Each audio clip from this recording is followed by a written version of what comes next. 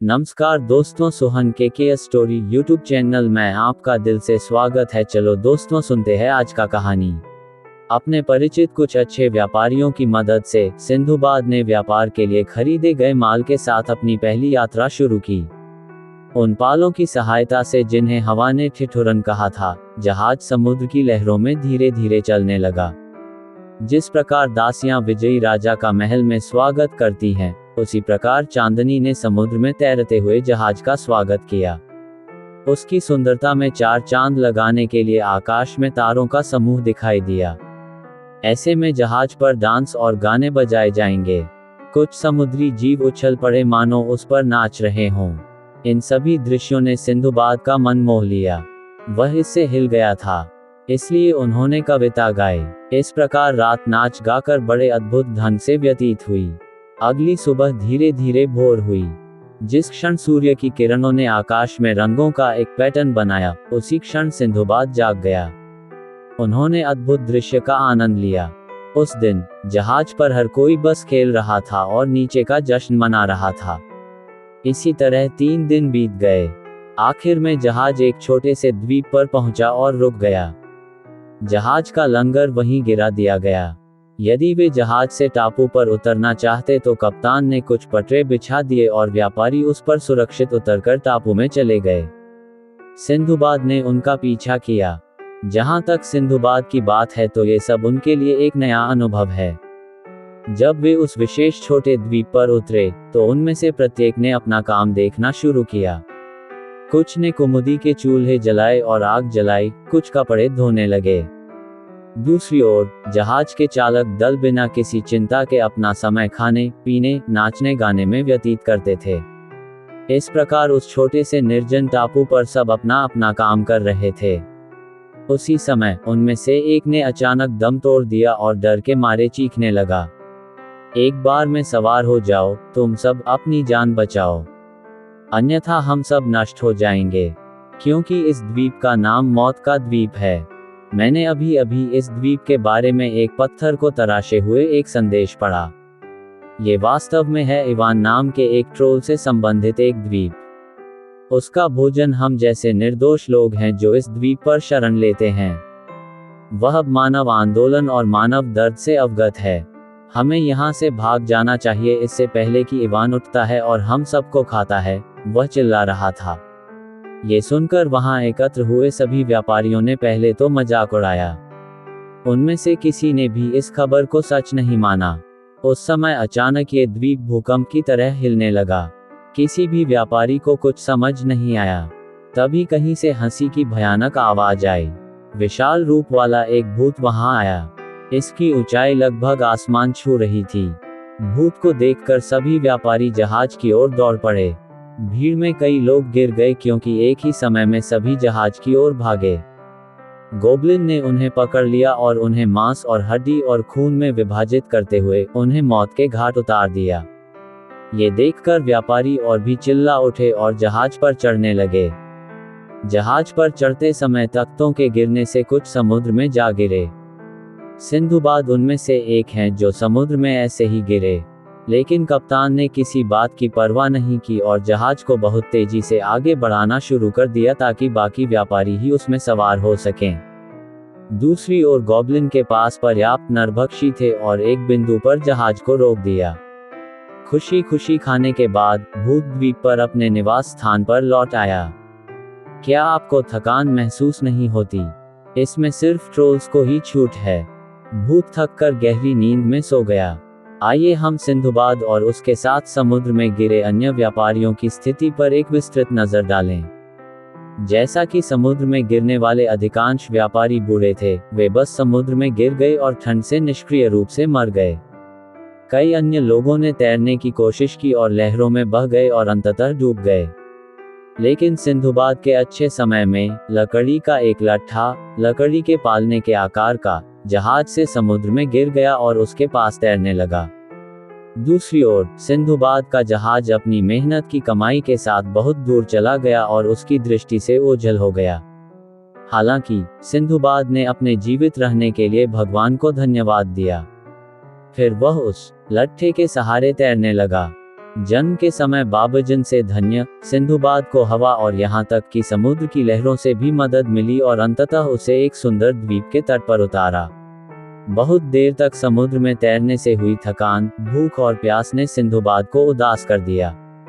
पानी में लेटते ही उसके पैर सुन्न हो गए। हालांकि उसके बावजूद सिंधुबाद, जो दृढ़ निश्चयी था, धीरे धीरे आगे बढ़ा और द्वीप के किनारे पाए जाने वाले एक घने पेड़ की छाया में शरण ली और लेट गया। उसके बाद सिंधुबाद को पता ही नहीं चला कि वह सोने लगा। जैसे जैसे रात नजदीक आती गई, नम मौसम के साथ मिली ठंडी हवा ने सिंधुबाद को उड़ा दिया। ठंडी हवा समुद्र में तैरती समुद्री मछलियों के काटने की दवा थी। इस तरह सिंधुबाद ने प्रकृति की गोद में मीठे से सोते हुए वह रात बिताई। ऐसे में धीरे धीरे सुबह होने लगी। उसके कारण प्रातः काल आकाश में पंछियों के पंख फैलाने का संगीत गूंज उठा और आदम ने अपनी चमकदार किरणों के साथ चांद को विदा किया। आदम की किरणों को पकड़ते ही समुद्र की मां मुस्कुराती हुई दिखाई दी। संसार के अंधकार को दूर करने वाले आदम ने अपनी ताप किरणों से सिंधुबाद की नींद को जला दिया। तो सिंधुबाद जाग गया। उसके साथ उसकी नींद की पीड़ा जीवंत हो उठी। तब सिंधुबाद के दोनों पैर सूज गए थे। फिर भी चलने में असमर्थ होने के कारण वह धीरे धीरे चलकर अतीब में प्रवेश कर गया। एक पेड़ ने उस पर दया करके अपनी एक शाखा लगाई और उसे एक छड़ी के रूप में दे दिया और वह उसके साथ धीरे धीरे चलने लगा। ये देखकर दूसरे पेड़ ने बदले में उसे अपना फल दिया। सिंधुबाद ने उसे खाया और अपनी भूख मिटाई। इस तरह अतीबे में पेड़ों ने उन रईसों को याद किया जिन्हें आदमी भूल चुका था। इसके अलावा द्वीप में कंदों की किस्मों और यहाँ तक कि नारियल के पेड़ों की भी कमी नहीं है। सुंदर द्वीप में ताजे पानी के झरने भी पाए गए। संक्षेप में, क्या यह एक ऐसा द्वीप नहीं है जहाँ किसी व्यक्ति ने पैर नहीं रखा है? तो यह अब भी उसी सुंदरता के साथ देखा जाता है जब भगवान ने इसे बनाया था। और उस द्वीप पर पाए जाने वाले ऑर्किड सिंधुबाद के श्राप का निवारण थे। इसलिए कुछ ही दिनों में सिंधुबाद ने अपनी पूरी ताकत वापस पा ली। हालांकि सिंधुबाद का मन 1000 विचारों से भरा था। आप मन की शांति के साथ शहर में रह सकते हैं। आओ और इस तरह फंस जाओ। आप यहाँ से कैसे भाग सकते हैं और अपने गृहनगर कैसे जा सकते हैं? ये सोचकर सिंधुबाद परेशान हो गया। एक रूपक के लिए बुजुर्ग इसे आंखों पर पट्टी बांधकर जंगल में छोड़ दिया कहते हैं। सिंधुबाद ने अब अपने वास्तविक जीवन में उस स्थिति का अनुभव किया। इस प्रकार उन्होंने उस द्वीप पर कुछ दिन व्यतीत किए। एक दिन सिंधुबाद फल लेने के लिए उस द्वीप के एक ऊंचे पेड़ पर चढ़ गया। दूर से उसकी आंखों को एक मीनार जैसा कुछ दिखाई दिया। हालांकि मीनार के शीर्ष पर कोई शंकु नहीं मिला। सिंधुबाद के लिए यह बहुत अजीब था। विचित्रता ने उनकी रुचि को बढ़ा दिया। पेड़ से फल चुन चुन कर सिंधुबाद जल्दी से उतर गया और मीनार की दिशा की ओर चलने लगा। जब सिंधुबाद उस स्थान पर पहुंचे तो उन्होंने सोचा कि यह एक मीनार है जिसे उन्होंने गलत समझा। ये वास्तव में एक मीनार नहीं है, यह एक विशाल पक्षी का अंडा है। सच्चाई को भांपते हुए सिंधुबाद ने जल्दी से जगह छोड़ने की कोशिश की। तभी अचानक चारों ओर अंधेरा फैल गया। ये सूरज को ढकने वाले अंधेरे के रूप में दिखाई दिया। सूरज को एकाएक ढकता देख आकाश में एक बहुत बड़ा पक्षी प्रकट हुआ। वास्तव में यह एक अकल्पनीय रूप से बड़ा पक्षी है। वह चिड़िया गठरी की ओर आ रही थी। ये देखकर सिंधुबाद फुर्ती से चला गया और गायब हो गया। दूसरी ओर विशालकाय पक्षी अपने अंडे पर परिपक्व होकर बैठ गया और उसकी रक्षा करने लगा। सिंधुबाद जो एक बड़ी चट्टान के पीछे छिपा हुआ दृश्य देख रहा था, उसका दिमाग बहुत तेजी से काम कर रहा था। वैसे भी ये चिड़िया कुछ घंटों के लिए रखे अंडे पर बैठती है और फिर चली जाती है। हमें इस अवसर को जब्त करना चाहिए। आइए इस अंगवस्त्र की सहायता से अपने वस्त्रों को रस्सी जैसा बना लें और अपने शरीर को उस विशाल पक्षी के पैरों से जकड़ लें। निश्चय ही यह पक्षी उड़कर कहीं और चला जाएगा। तब परिंदा हमें भी ले जाएगा जो चिड़िया के पैरों से बंधे हुए हैं। क्या हजारों हाथियों के रूप वाले इस पक्षी को पता चलेगा कि हम इसके चरणों में आश्रय ले रहे हैं? साथ ही यह पक्षी हमें कहीं सुरक्षित पहुंचा देगा। जगह इस तरह एक स्वर्ग द्वीप नहीं होगी। ये सोचकर कि भगवान हमें नहीं छोड़ेंगे, सिंधुबाद ने तुरंत अपने दिमाग में आई योजना को लागू करना शुरू कर दिया। एक तरह से उसने अपने सिर के कपड़े समेत अपने सारे कपड़ों को एक रस्सी बना लिया और अपने शरीर को विशालकाय पक्षी के पैरों से मजबूती से बांध दिया। सब कुछ सिंधुबाद की योजना के अनुसार हुआ। जैसे ही सिंधुबाद ने सोचा, पक्षी ने बड़े शोर के साथ अपने पंख फैलाए और आकाश में उड़ने लगा। सिंधुबाद ने विशाल पक्षी के पैरों को मजबूती से पकड़ रखा था। उसने अपने कपड़े भी उतारे और ध्यान रखा कि फिसले नहीं। जो होता है होने दो। इस सोच के साथ कि सब कुछ भगवान का कार्य है, सिंधुबाद ने कुछ साहस जुटाया। दूसरी ओर राक्षस पक्षी दूर एक पहाड़ी पर पहुंच गया जहां से उसने उड़ान भरी थी और एक चट्टान पर बैठ गया। सिंधुबाद इसी पल का इंतजार कर रहे थे। थोड़ी देर बाद विशालकाय पक्षी चट्टान पर बैठ गया और अपने शरीर से गांठ को खोलकर वहां से चला गया और चिड़िया की नजरों में न आने के इरादे से वह सुरक्षित स्थान पर छिप गया। आडवाना स्थान और वहां के पर्वतों ने सिंधुबाद को अधिक संतुष्टि नहीं दी और उस टापू पर, जो पहले अकेला रह गया था, खाने की बहुत सी चीजें थी जैसे मेवे, फल और कंद। लेकिन इनमें से कोई भी उस पर्वत पर दिखाई नहीं दे रहा था जहां सिंधुबाद उतरा था। इसलिए सिंधुबाद ने अपनी शांति खो दी और पीड़ित हुए। हालांकि उन्हें दृढ़ विश्वास था कि भगवान उनके लिए एक रास्ता बनाएंगे। उस आशा से सिंधुबाद अपना भार प्रभु पर रखकर पैर खोने के मार्ग पर चलने लगा। सिंधुबाद का मार्ग एक सर्प ने बाधित कर दिया था। जंगल की रेत में उसे कई नए रत्न मिले। वे सभी धूप में चमक रहे थे जिससे सिंधुबाद की आंखें चौंधिया रही थीं। उसने सोचा कि विशाल पक्षी हमें इन सभी हीरों को हमारी आंखों को दिखाने के लिए ही इस पर्वत पर ले आया है, इसलिए उसने केवल वही हीरे लिए जो उसे चाहिए थे। उसने उन सबको एक साथ बांध दिया। जब उससे और बर्दाश्त नहीं हुआ तो उसने भगवान का शुक्रिया अदा किया और चलने लगा। उन्होंने कई दूरियां पार की। अंत में सिंधुबाद एक घाटी में पहुंचा। उस घाटी में दुष्ट जहरीले सांप पाए जाते थे। सिंधुबाद के अच्छे समय में सांपों ने उसका कुछ नहीं बिगाड़ा। सिंधुबाद ने भी सांपों को परेशान नहीं किया। समय अंधेरा था और सिंधुबाद का मन भय से भर गया था। उसने सोचा कि आगे क्या करना है। सिंधुबाद की आंखों में एक गुफा दिखाई दी। उसे देखकर सिंधुबाद ने सबसे पहले पूछा कि क्या गुफा में कोई जानवर है। उन्होंने उस पर शक किया। फिर वह सब्र करके चुपचाप अंदर चला गया, ये सुनिश्चित करने के लिए कि वहां कोई जानवर तो नहीं है। फिर वह आगे बढ़ा और गुफा के दरवाजे को अंदर से एक बड़े शिलाखंड से बंद कर दिया ताकि कोई अन्य जानवर अंदर न आ सके। लंबे चलने से हुई बेचैनी के कारण वह उस गुफा में सो गया। अगली सुबह सूरज निकलने की पुष्टि के बाद ही सिंधुबाद गुफा से बाहर आया। इसलिए उन्होंने फिर से लंबी दूरी की अपनी यात्रा जारी रखी। उनकी यात्रा उन्हें खेतों से भरे एक जंगली इलाके में ले गई। कई अच्छी नस्ल के घोड़ों की आवाजाही थी। की दूरी पर एक सफेद घोड़ा बंधा हुआ था। यह एक मादा घोड़ी है। उसके पास 2 लोग खड़े थे।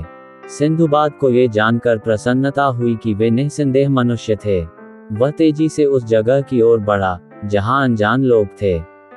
सिंधुबाद को देखने पर दोनों अपुधिया घने जंगल से निकलते हुए एक नए आदमी को देखकर चौंक गए, जो समुद्र के किनारे देखा गया था। यह नहीं जानते थे कि यह कौन था। दूसरी ओर सिंधुबाद ने दोनों नवागंतुकों से संपर्क किया और उनसे विनम्रता से बात करना शुरू कर दिया। उसने उन्हें अपने बारे में और उस द्वीप पर अपने आगमन की दुखद कहानी के बारे में सब कुछ बताया।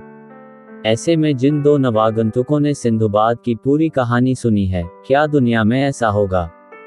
वे दंग रह गए। तब उन दोनों को सिंधुबाद पर दया आए और उन्होंने जो भोजन वे लाए थे, उसे देकर उसकी मदद की। बदले में सिंधुबाद ने उसे अपने कुछ बेशकीमती नए रत्न देने और द्वीप से सुरक्षित रूप से दूर ले जाने के लिए कहा। 2 अपुथिया, जिन्होंने खुशी खुशी नए रत्न प्राप्त किए, सिंधुबाद के साथ अधिक से अधिक मित्रवत हो गए और उन्होंने उसके हाथ के विषय में कहा कि वह उनके साथ आ रहा है। उनके प्रेम के कारण सिंधुबाद भी उनके साथ चली गई। दोनों नौसिखिए उसे उस विशाल बनकर में ले गए जो उन्होंने उसके लिए विशेष रूप से तैयार किया था और वहां मिले एक ऊंचे गद्दी पर उसे बिठाया। सिंधुबाद नवागंतुकों से उनके बारे में जानकारी मांगने लगा। वे सिंधुबाद के प्रति अपने प्रेम के कारण बिना इनकार किए अपने बारे में भी बातें करने लगे। मेरे प्यारे, हम दोनों यहाँ आवारा घोड़ों को पालते हैं और उन्हें राजाओं और रईसों को अच्छी कीमत पर बेचते हैं। इसलिए हमने सफेद मादा घोड़े को बाहर बांध दिया है। हम इस तरह बनकरों में छिपेंगे। ये काली काली मादा गंध करेगी इस जंगल में घोड़ा।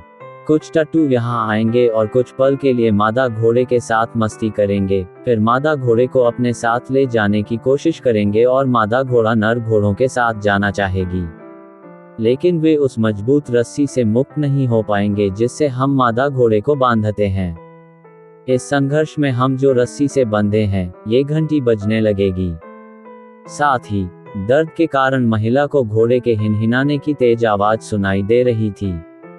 तुरंत हम बनकरों से बाहर आए और अपने साथ लाए हथियारों की मदद से हमने बिना किसी नुकसान के कुछ नर घोड़ों पर हमला किया और उन्हें सुरक्षित पकड़ लिया।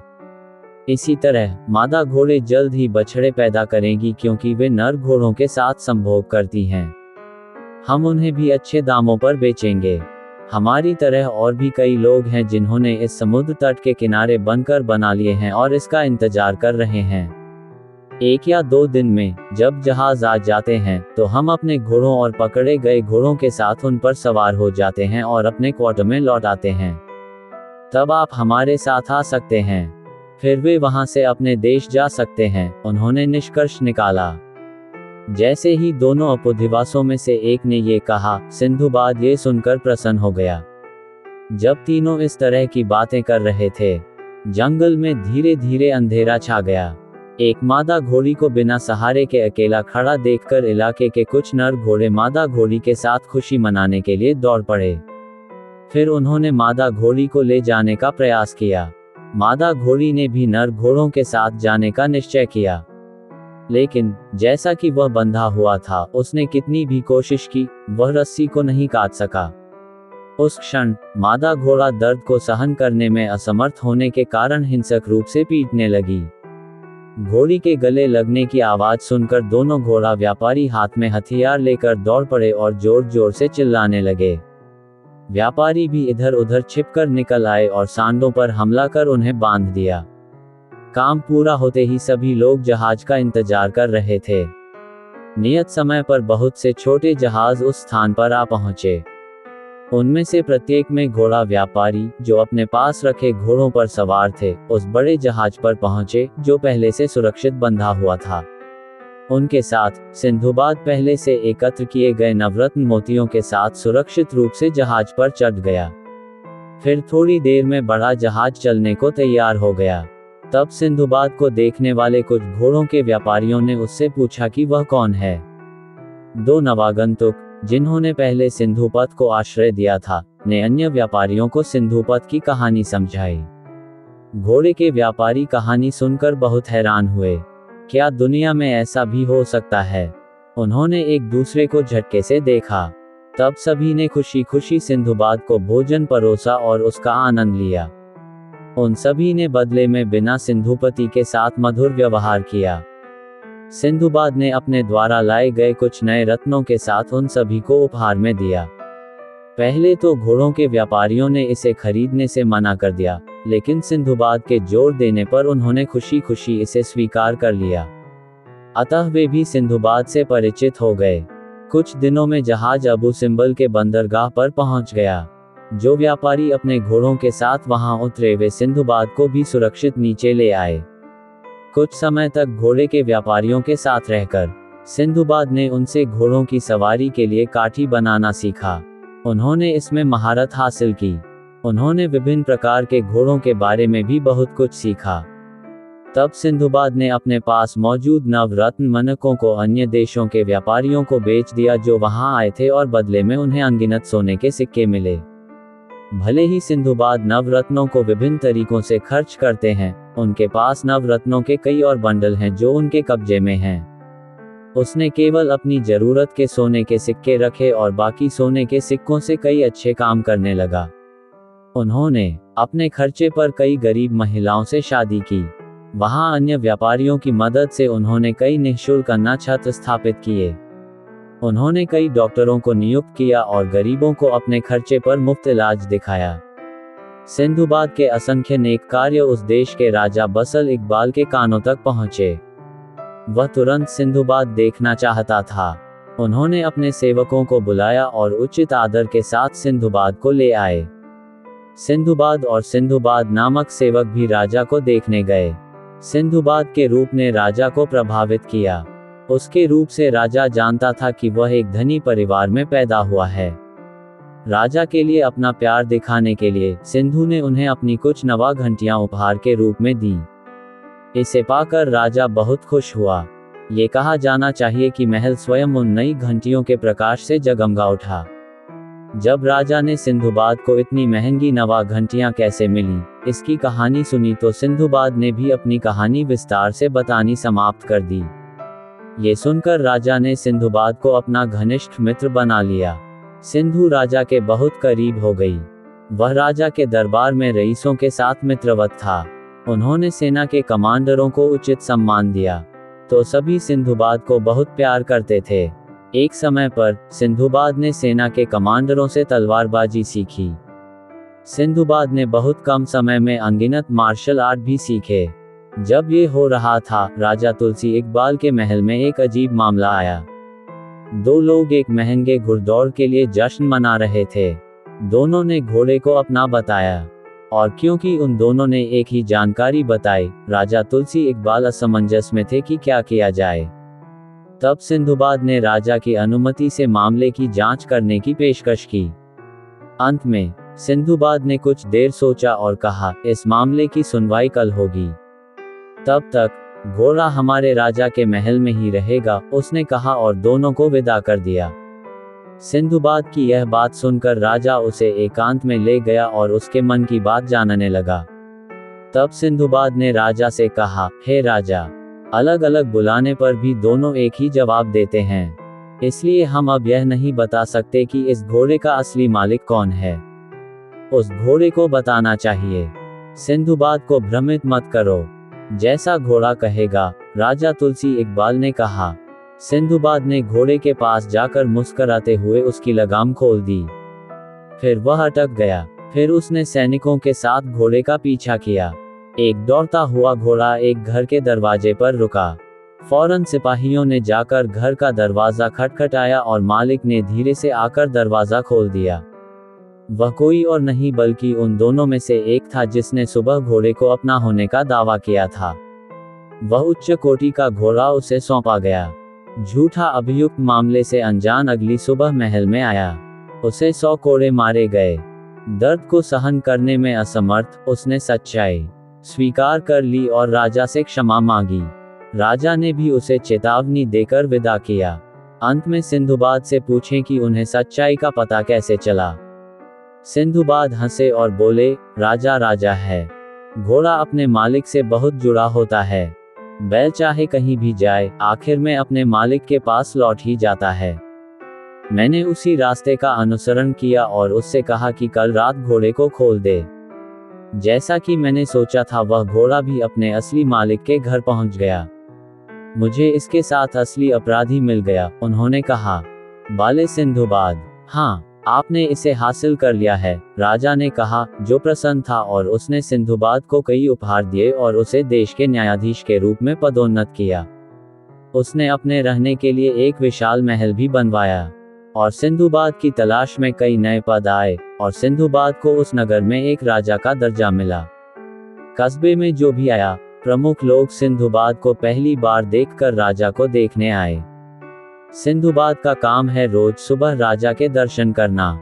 न्याय के प्रशासन के अलावा राजा के पास निगरानी करने के लिए अन्य महत्वपूर्ण उत्तरदायित्व होते हैं। कुछ समय ऐसे ही बीत गया। एक दिन राजा ने सिंधुबाद को बुलाया और कहा, तुम्हें तुरंत बंदरगाह जाना चाहिए।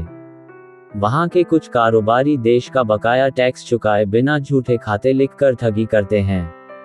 उन काली भीड़ों की पहचान करो और उन्हें न्याय दिलाओ। सिंधुबाद ने कुछ महत्वपूर्ण अधिकारियों के साथ सैनिकों का पीछा करने के लिए बंदरगाह का औचक दौरा भी किया। राजा ने सभी व्यापारियों के खातों की जांच की और निर्देशानुसार वे अपने जहाजों में लाए गए सामान की जांच की। उनके द्वारा की गई न्यायिक जांच में सिंधुबाद ने पाया कि कुछ व्यवसायियों ने करोड़ों रुपए की टैक्स चोरी कर अधिकारियों को सौंप दी। सभी को तुरंत गिरफ्तार कर लिया गया।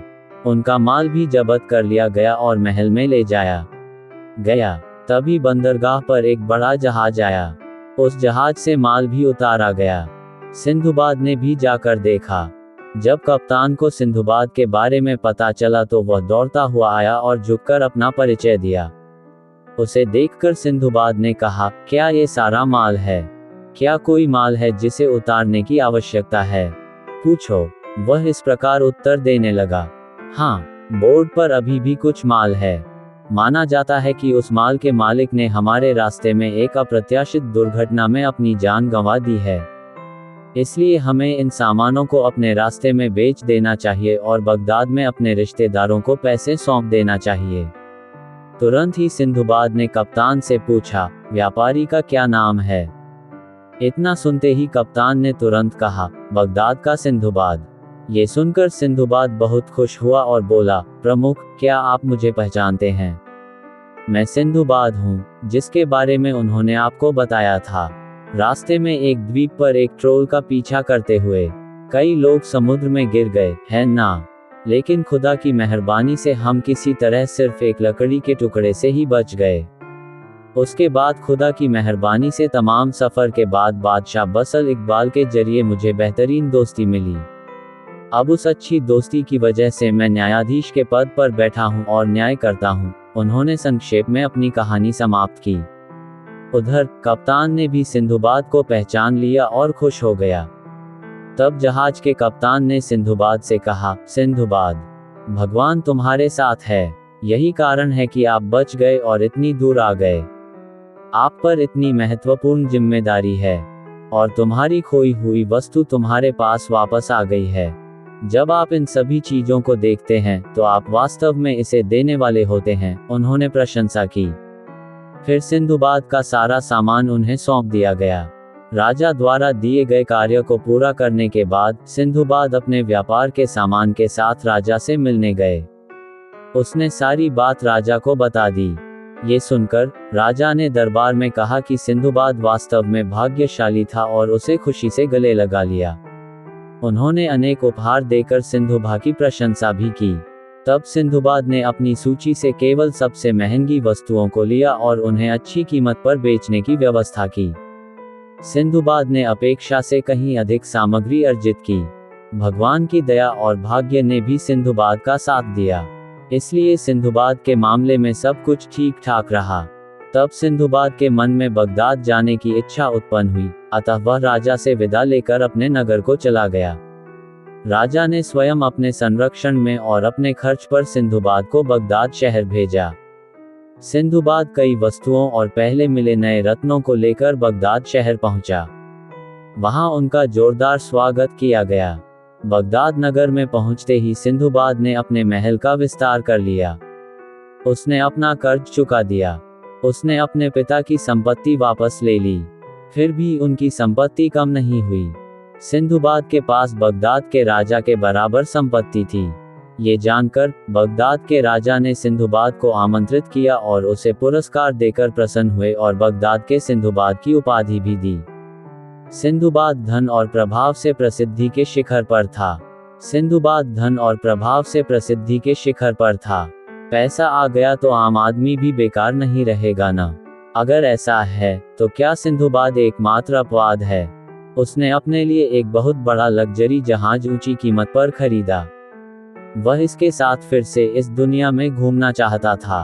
उस इच्छा को पूरा करने के लिए उसका मन दौड़ पड़ा। एक अच्छे दिन वह अपने भरोसे के 100 आदमियों के साथ अपनी अगली समुद्री यात्रा पर जाने के लिए तैयार हो गया। विलेज सोहन के स्टोरी यूट्यूब चैनल को लाइक और सब्सक्राइब कर देना दोस्तों।